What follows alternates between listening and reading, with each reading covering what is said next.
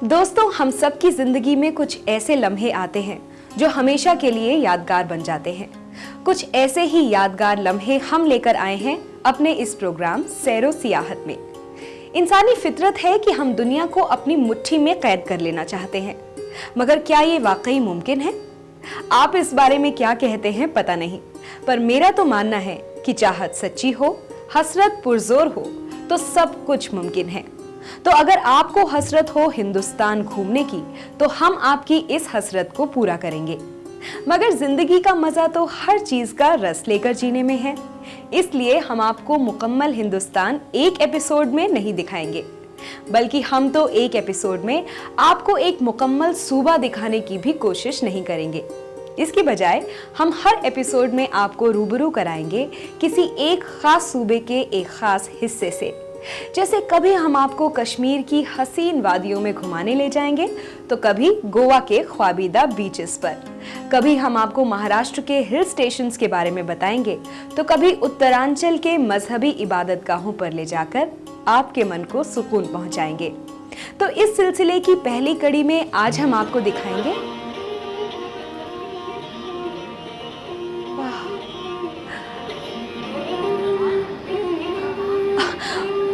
Sorry, इतनी मीठी तान हो तो कौन नहीं खो जाएगा। खैर, अब ये जनाब शुरू हो गए हैं तो हम भी अपना सफर शुरू करते हैं। आइए।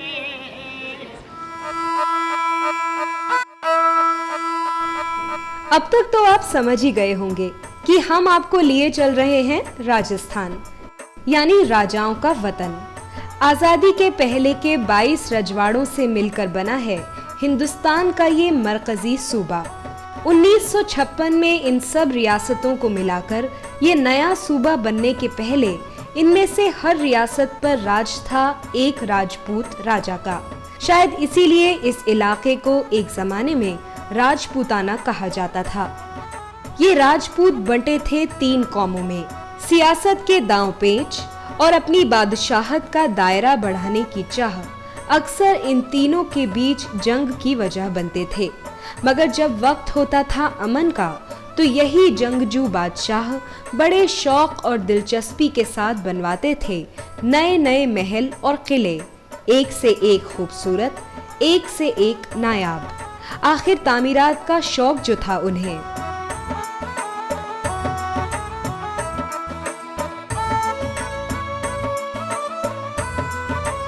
तो आज हम आपको दिखाएंगे राजस्थान की मिट्टी से उपजी इसी अनमोल विरासत के कुछ नमूने।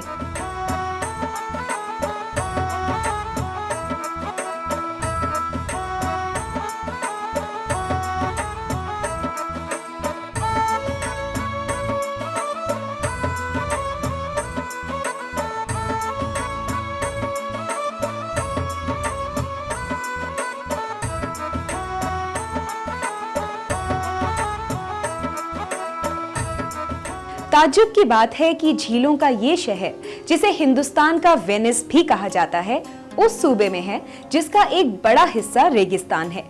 कहा जाता है कि मेवाड़ के राजा उदय सिंह ने अपनी रियासत और अपनी दारुल सल्तनत चित्तौड़गढ़ पर बार बार हो रहे मुगलों के हमले से आजिज आकर एक फकीर की सलाह ली। उसी का कहा मानकर उन्होंने पिचोला झील के किनारे ये नया शहर बसाया, जिसका नाम उनके नाम पर उदयपुर रखा गया। इसी झील के किनारे बसा है शानदार सिटी पैलेस। सफेद और काले संगमरमर से तामीर इस महल को देखकर बेसाख्ता मुंह से वाह निकल जाती है। जो भी सयाह राजस्थान घूमने आते हैं, इस महल को देखे बिना वापस नहीं जाते। इसकी दीवारों और बुर्जों पर की हुई बारीक पच्चीकारी सदियों से देखने वालों को हैरत ज़दा करती रही है। सिटी पैलेस राजस्थान का सबसे बड़ा महल है। इसके अंदर बने हैं 3 अलहदा छोटे महल। इसके अलावा भी यहाँ बेशुमार देखने लायक जगहें हैं। यहाँ से अगर झील की तरफ देखा जाए तो नजर आता है एक हैरत अंगेज मंजर। पिचोला झील पर तैरता एक महल। इसे देखकर लगता है जैसे किसी तिलिस्मी कहानी से निकलकर एक जादुई नजारा इस जहां में नमूदार हो गया हो। ये है लेक पैलेस या जल महल। दरअसल ये महल इस झील के बीचों बीच एक टापू पर बना है। मगर इसे बनाया इस खूबसूरती से गया है कि ये झील पर तैरता हुआ महसूस होता है।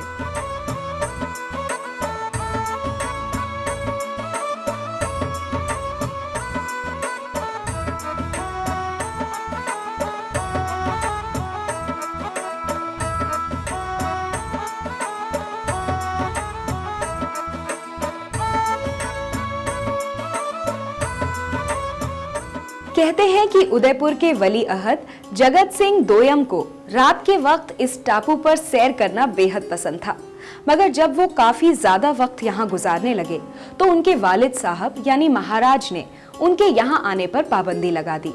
इस पर वली अहद ने कसम खाई कि जब मैं राजा बनूंगा तो यहीं रहूंगा, और उन्होंने खुद से किया ये वादा पूरा किया ईस्वी सन 1746 में ये महल बनाकर। उसके बाद बहुत से महाराजाओं के दरबार इसी महल में लगे। महाराजा जगत सिंह के नाम पर इस महल का नाम शुरू में जग निवास महल था, जो बाद में बदलकर लेक पैलेस हो गया। आज ये महल एक शानदार होटल में तब्दील हो चुका है। इस महल की शक्ल सूरत और बनावट काफी हद तक ताजमहल से मिलती जुलती है। इसके पीछे किस्सा ये है कि जगत सिंह की शहजादा खुर्रम से बहुत दोस्ती थी, जो बाद में शहंशाह शाहजहां के नाम से मशहूर हुए। अपने वालिद साहब यानी जहांगीर से खिलाफत के वक्त खुर्रम ने यही पनाह ली थी। खुर्रम को ये जगह बेहद पसंद थी, इसीलिए बाद में ताजमहल बनवाते वक्त उन्होंने यहाँ की कई खूबियों को उसमें भी उतारा। ये खूबसूरत बागीचा, जिसका नाम है सहेलियों की बाड़ी, महाराज संग्राम सिंह दोयम ने बनवाया था।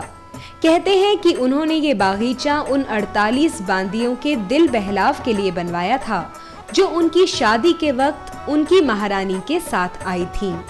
बाद में महाराज भोपाल सिंह ने इसमें एक अनोखा झरना बनवाया, जिसके नीचे खड़े होकर लगता है जैसे हम बारिश में नहा रहे हों।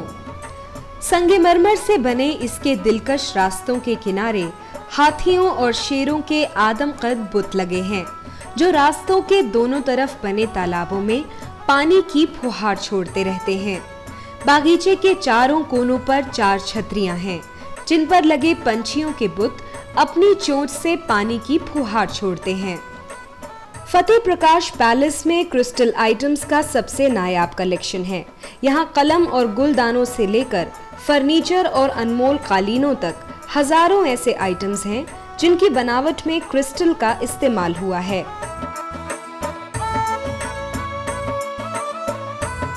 लेकिन इन तमाम आइटम्स के बारे में दिलचस्प बात यह है कि इनमें से किसी भी आइटम का कभी कोई इस्तेमाल नहीं हुआ। कहते हैं ना, सामान 100 बरस का, पल की खबर नहीं। ये सारा सामान 1877 में महाराणा सज्जन सिंह ने बड़े शौक के साथ इंग्लैंड से मंगवाया था, मगर बदकिस्मती से ये सामान हिंदुस्तान पहुंचने से पहले ही वो चल बसे। उनके वारिसों ने इस अनमोल खजाने की कोई कद्र न की और ये सारे आइटम्स 1944 तक पेटियों में बंद गोदामों में पड़े रहे, जिसके बाद उनके मोरिस महाराणा भागवत सिंह ने इस पूरे कलेक्शन को एक अजायब घर की शक्ल दी।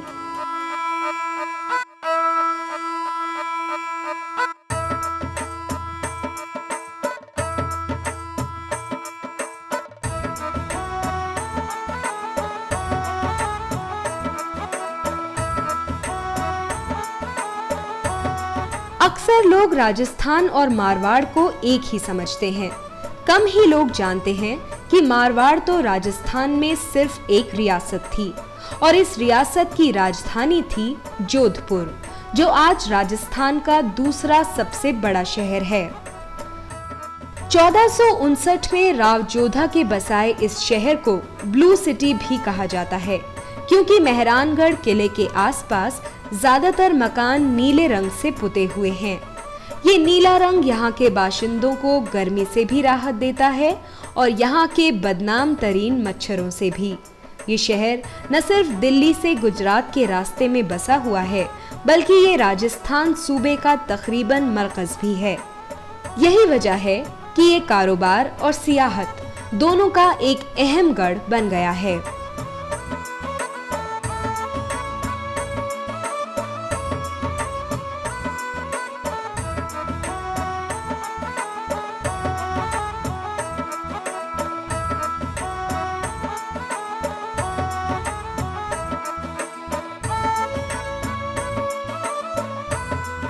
जोधपुर के उमेद भवन पैलेस को देखकर अगर आपको ऐसा लगे कि किसी शरारती फरिश्ते ने यूरोप के किसी महल को उठाकर राजस्थान में लाकर रख दिया है, तो चौंकिए मत, क्योंकि इसे बनवाया था महाराज उमेद सिंह ने, जिन्हें यूरोपियन चीजों से बेहद लगाव था।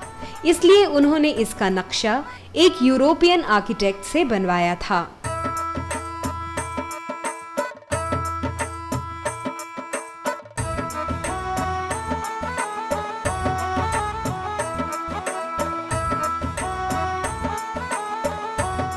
इस महल के बारे में एक दिलचस्प बात जो बहुत कम लोग जानते हैं, वो ये है कि ये महल हिंदुस्तान में बना आखिरी महल था और इसके बनने के पीछे भी एक कहानी है। जोधपुर रियासत में जब सूखा पड़ा तो महाराज उमेद सिंह ने ये महल इसलिए बनवाया कि उनकी रियाया को काम मिल सके। 1929 में इसकी बुनियाद पड़ी, मगर ये पूरा हुआ 1944 में। आज यहाँ एक होटल बन गया है। जोधपुर का जसवंत थड़ा भी शिल्पकला का एक नायाब नमूना है। वैसे तो ये इमारत यहाँ के राजाओं की कब्रगाह है, मगर इसे बनाया इस अनूठे अंदाज में गया है कि इसकी गिनती हिंदुस्तान के अजूबों में की जा सकती है।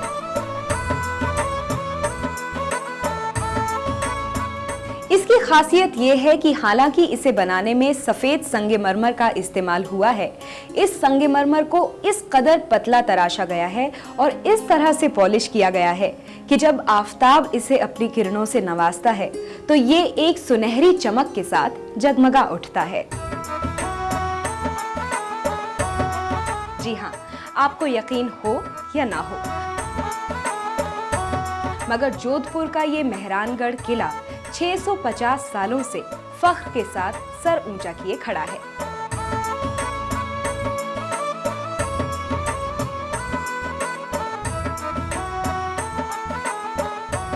राव जोधा का बनवाया हुआ ये किला ईस्वी सन 1459 में मुकम्मल हुआ था। 500 फीट ऊंची एक पहाड़ी पर खड़े इस किले में घुसने के लिए 7 दरवाजों को पार करना होता है। यानी अगर कोई दुश्मन इस पर हमला करने की हिमाकत करे तो उसे 7 जंगें तो सिर्फ इसमें घुसने के लिए लड़नी पड़े। इसी किले के भीतर बना है ये मोती महल, जहां की दीवारों पर कांच का काम कुल जहां में मशहूर है।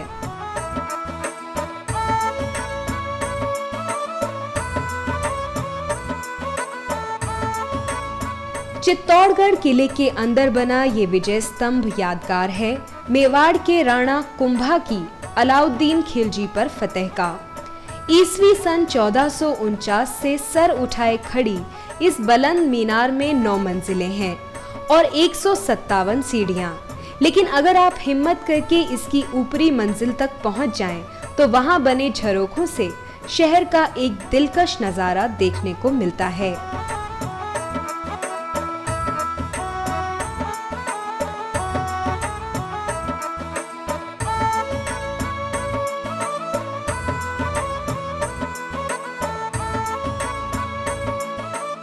चित्तौड़गढ़ किले के भीतर बने मीरा मंदिर की दीवारों और खंभों पर बेशुमार बुद्ध तराशे गए हैं। इसमें भगवान विष्णु का भी मंदिर है और भगवान कृष्ण का भी।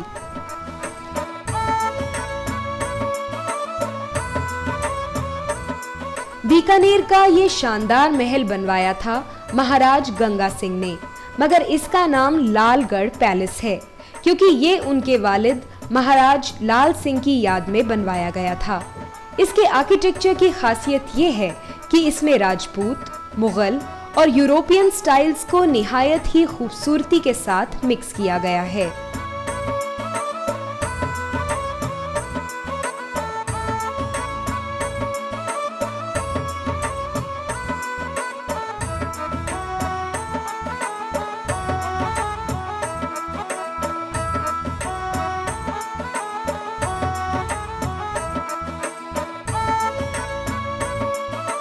उदयपुर के राजमहल की तरह बीकानेर का ये जूनागढ़ पैलेस भी उन चंद किलों में से एक है जिन्हें कोई दुश्मन कभी फतह नहीं कर पाया। इसकी वजह है इसके दीवारों की ऊंचाई और इसके गिर्द बनी खाई। ईस्वी सन 1588 में राजा राय सिंह के बनवाए इस किले के सिर्फ 2 ही दरवाजे हैं, मगर इसके भीतर कई महल हैं, एक मंदिर और एक अजायब घर।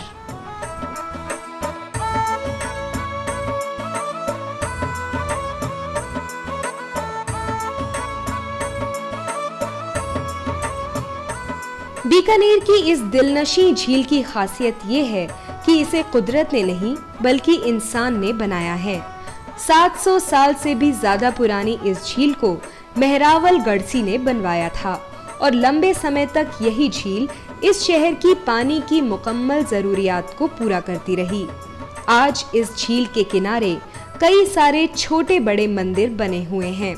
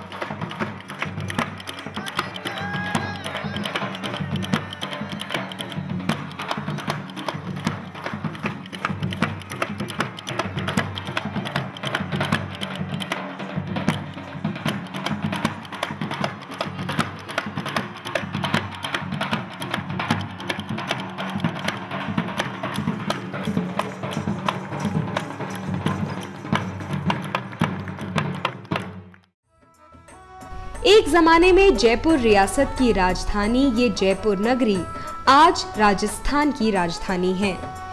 ईस्वी सन 1727 में महाराज सवाई जयसिंह दोयम के बनाए इस शहर की तकरीबन कुल इमारतें गुलाबी रंग की हैं, इसलिए इसे पिंक सिटी भी कहा जाता है। जयपुर शहर हिंदुस्तान के उन चंद चुनिंदा शहरों में से एक है जो एक सोचे समझे प्लान के तहत बसाए गए हैं। यहाँ की सड़कें खुली खुली हैं और यहाँ की इमारतें सिलसिलेवार, जो 9 प्लैनेट्स की नुमाइंदगी करते हैं। यहाँ तवारीखी इमारतों, महलों और किलों की भरमार है।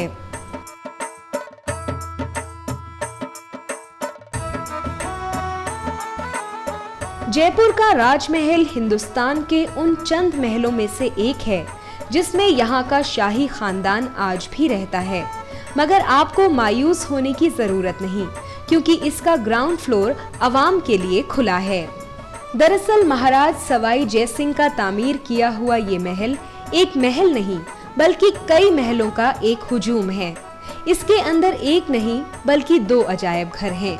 एक तो महाराज सवाई मानसिंह दोयम का अजायब घर, जिसमें किस्म किस्म की राजस्थानी पोशाकें देखी जा सकती हैं, और दूसरा ये वाला जिसमें 15वीं सदी से लेकर 20वीं सदी तक के बेशुमार राजपूताना हथियार रखे गए हैं। इनमें जहर बुझे खंजरों से लेकर किस्म किस्म की पिस्तौलों तक हजारों हथियार और जंग में काम आने वाली दीगर चीजें शामिल हैं।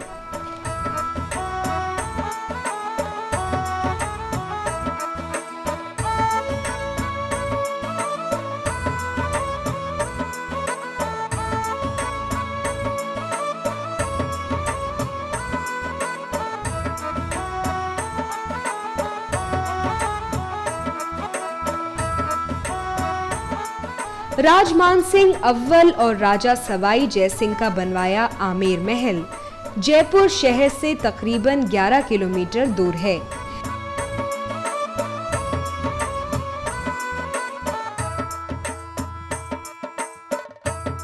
किसी जमाने में ये जगह यहाँ के कछवा राजाओं की राजधानी हुआ करती थी। लाल पत्थर से बनी इस इमारत में हिंदू और मुगल आर्किटेक्चर का दिलकश मिश्रण देखने को मिलता है। इसकी भीतरी दीवारों पर उम्दा नक्काशी, खूबसूरत पेंटिंग्स और कांच का काम आज भी देखा जा सकता है।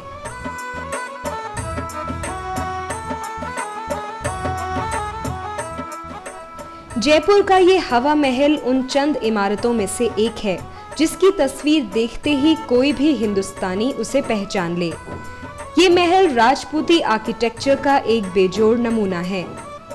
इसके बनाने का मकसद था राजपूत रानियों को दिल बहलाव के लिए एक ऐसी जगह मुहैया करना जहां से वो तो पूरे शहर को देख सके मगर उन्हें कोई न देख सके। इसी मकसद से इस 5 मंजिला इमारत में 953 झरोखे बनाए गए हैं। इनमें से हर एक में जाली की खिड़कियां लगी हैं, जिनसे बहती हवा महल के अंदरूनी हिस्से को ठंडा भी रखती है और इनकी ओट से किसी की नजर में आए बिना बाहर भी देखा जा सकता है। इन झरोखों पर की गई नक्काशी देखने से ही ताल्लुक रखती है।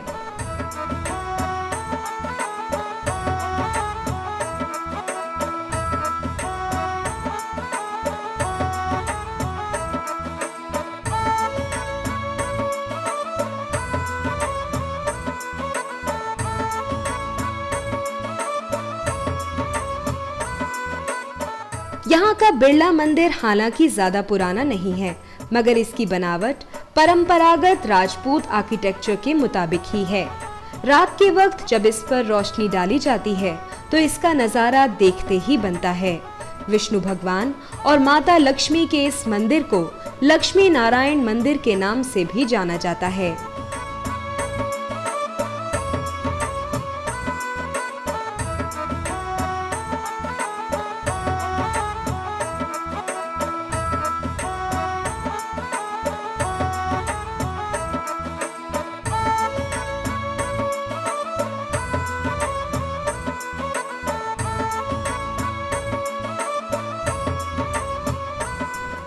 थार रेगिस्तान के तकरीबन बीचों बीच बसा जैसलमेर पीले पत्थर की एक पहाड़ी पर बसा है। इस पहाड़ी के ऊपर बना यहाँ का किला ऐसा लगता है जैसे इस शहर के सर पर कुदरत ने एक ताज रख दिया हो।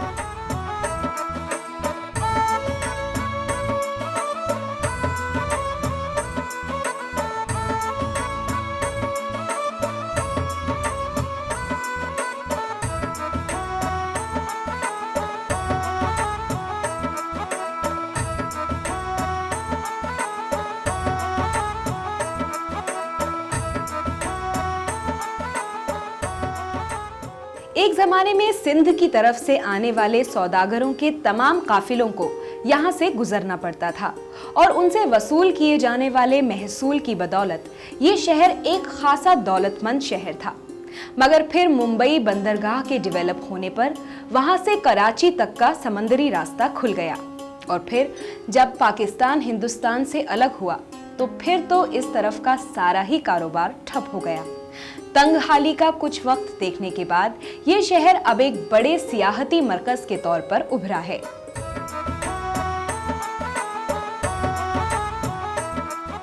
पटुओं की हवेली इसका एक नाम है तो सलीम सिंह की हवेली दूसरा। दरअसल जैसलमेर रियासत के वजीर आजम सलीम सिंह वो शख्स थे जिन्होंने ये हवेली बनवाई। इस 5 मंजिला इमारत का गुंबद हो या इसकी दीवारों और मेहराबों पर नफासत से की गई पच्चीकारी, हर शय इसके मालिकान के इससे इश्क की दास्तान कहती है।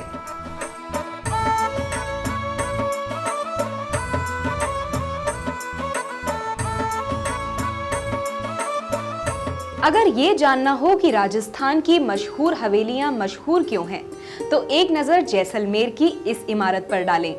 ये इमारत जैसलमेर की पहाड़ी की चोटी के ठीक नीचे बनी है।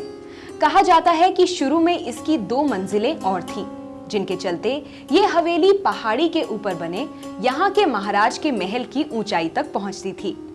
मगर महाराज को ये पसंद नहीं आया और उन्होंने इसकी 2 पूरी मंजिलें गिराने का फरमान जारी कर दिया ताकि इसकी ऊंचाई उनके महल से कम हो जाए। जैसलमेर का मशहूर किला न सिर्फ दुनिया के वसीहतर किलों में से एक है, बल्कि राजस्थान के सबसे कदीम किलों में से एक भी। 250 फीट ऊंची एक पहाड़ी पर बने इस किले को रावल जैसल ने ईस्वी सन 1156 में बनवाया था। पीले पत्थर से बने इस किले पर जब शाम के वक्त डूबते सूरज की किरणें पड़ती हैं तो सुनहरे रंग में दमकता ये किला अपने चारों तरफ फैली रेत में मिलकर मानो अदृश्य हो जाता है। यही वजह है कि इसे सुनहरे किले के नाम से भी जाना जाता है। इस किले के गिर्द तिहरी चौहद्दी है जो इसे दुश्मनों के हमलों से बचाने में बेहद मददगार साबित होती रही है। एक जमाना था जब जैसलमेर की कुल आबादी इस किले के अंदर रहती थी। वक्त बीतने के साथ आबादी बढ़ी और लोगों ने किले के बाहर भी घर बना लिए, मगर ये दुनिया का वाहिद किला है जिसके अंदर आज भी एक पूरा शहर बसा हुआ है। जैसलमेर से 16 किलोमीटर की दूरी पर है लुडेरवा, जो एक जमाने में जैसलमेर रियासत की राजधानी हुआ करती थी। यहाँ का जैन मंदिर अपने खूबसूरत तोरणों के लिए दूर दूर तक मशहूर है।